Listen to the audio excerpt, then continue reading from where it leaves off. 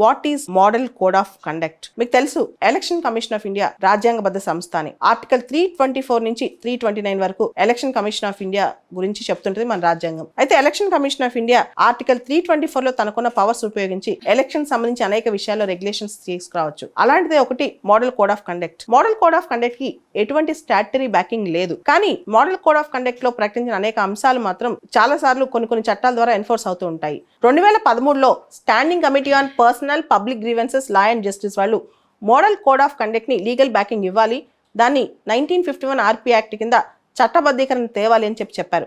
కానీ ఆ రికమెండేషన్ ఇంతవరకు అమల్లోకి రాలేదు. మోడల్ కోడ్ ఆఫ్ కండక్ట్ అనేది election commission of India political parties ని అభ్యర్థుల్ని రెగ్యులేట్ చేసే గైడ్ లైన్స్ లాంటిదన్నమాట.